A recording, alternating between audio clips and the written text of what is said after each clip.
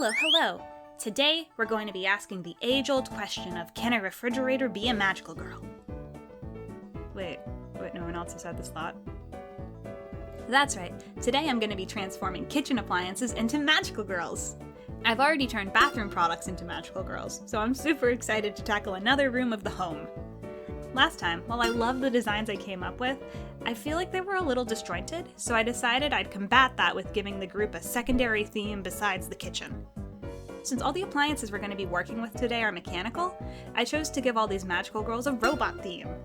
With a name like Raynbot, there's only so long I could go on this channel without doing some kind of robot design challenge, so why not?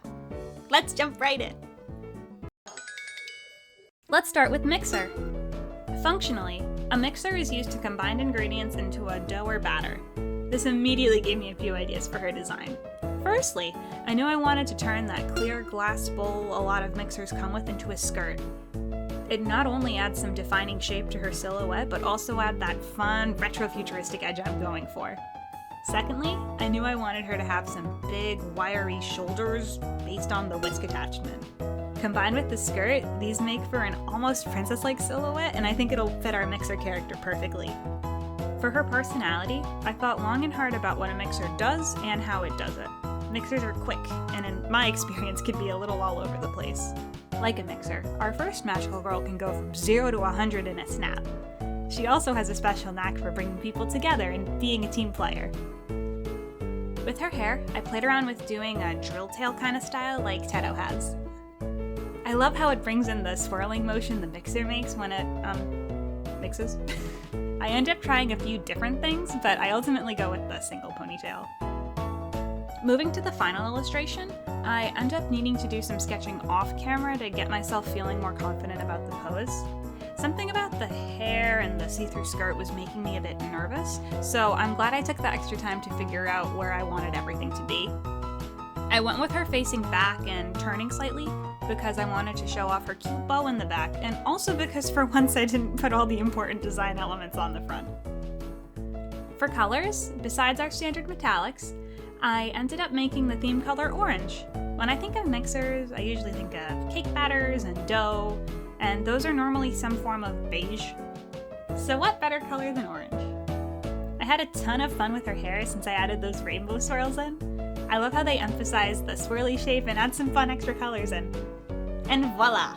Our first kitchen appliance magical girl is complete! She came out so fun! I love all the different shapes in her design. Gives her a lot of energy and personality, and I love it.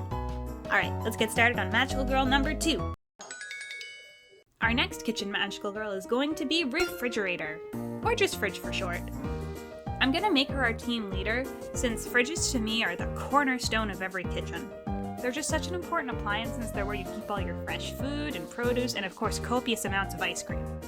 For my sketches, I have a really rough time at first. I know I want to involve a military kind of uniform look to her design, but I struggle at first to make that work with all the straight lines that I want to use to be reminiscent of a fridge. After taking a step back to find some good reference material and form a better understanding of the character, I dive back in. Thinking about a fridge and its role in the kitchen, I quickly realized the fridge is going to be a cold, stoic type of character. Fridges keep everything on the inside, never letting the world know how they truly feel. They stay ice cold to protect themselves from the surrounding world. And not to mention that a fridge is super sturdy and built to deal with a large amount of weight. But the other side of that is once she learns to open up to her friend, they can finally see her as the beautiful, complex person she truly is. So, with a good understanding of our character, let's move into the final illustration. One of the most important and challenging elements of her designs was her braids. I knew that they would be perfect for her since braids always look so gorgeous, and they're really tidy and I feel like would be a perfect fit for a tough magical girl. I used lots of straight lines and sharp edges to reflect the shapes of a fridge in real life, and to show her chilly exterior appearance. I added in some gold accents to be a fun pop of color, as well as to tie back into her eyes. I just love something about a light-haired character with yellow eyes. They're just always so cool and spooky at the same time. On her headphones, I added 2 lit-up rectangles to mirror the freezer and main door of a standard fridge. I love doing little touches like these in designs, they're always so fun. To add a metallic look to the silver on her costume, as well as to add in a different texture, I used some streaky lights to give it a shiny look. And just like that, Fridge is complete. I'm so happy I was able to make her look cool and serious while also still having an air of loyalty and kindness and all those good magical girl qualities. And next up is microwave. In this day and age, I feel like a microwave is a pretty standard appliance to have in at least an American kitchen. With this design, I knew I wanted to involve squares since microwaves are all rectangular. I've learned from past experience not to get too literal with the shapes and the dresses, so I knew using them as a motif would work perfect. Another thing I knew I wanted to play around with was different fabrics. From looking at some different products online, something that stood out to me was the variety of textures on a microwave. There's the clean smooth part, the messy see-through part, and each of them also serve a function. Keeping that in mind, I made sure to combine some different materials together to give Microwave's design some more visual interest. For her personality, I imagine Microwave being super intelligent. She can solve problems efficiently and shockingly quickly. She's also extremely punctual and one of those people who's never late. I also think she'd have a big heart, even though it can lead to her getting a little intense sometimes. When it came to the final illustration, I wanted her pose to be both active and energetic, but also have a laid-back energy, just because I wanted to include the fact that when you heat up food in a microwave, it's a pretty hands-off experience. Thankfully, I figured out the pose off-screen beforehand, so this video wasn't 2 hours of me repositioning legs. Her hair was both super easy and tricky, because I at first felt like she should have some kind of crazy exciting hairstyle, but thinking about it, going with something sleek and simple was way more in line with the design of a microwave. For colors, I knew I wanted white, silver, and some black. But for her theme color, I wasn't as sure. I ended up going with green since that's a color that I felt like gets associated with high-tech stuff, and I know at least my microwave has green numbers on the screen. I did go with blue for her eyes, but you can't even tell what color they are since I put the green visor over them. And here's Microwave! I'm really happy with how she turned out. I feel like she's got Tekna from Winx Club energy, but definitely let me know what you think in the comments. Alright, we got 3 down and 1 to go. And last but not least, we have Toaster. I feel like even though a toaster isn't necessarily as important as a fridge or a microwave, a kitchen to me would be empty without one. Plus, I need my team goofball, and who better to make that than the springy, bouncy thing with a one-track mind.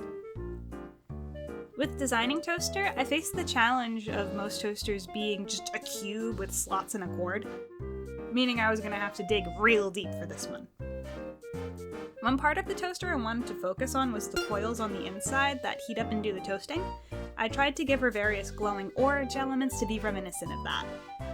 One of the things I ended up trying with the wire was giving her some little cat ears, and it worked perfectly.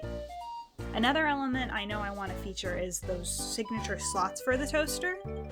I knew I wasn't going to put giant gaping holes in our cutesy magical girl. I did figure out I could use a lot of vertical and parallel line shapes through the design to bring that to mind. Sometimes the hardest part of these challenges is making sure I'm not being too literal.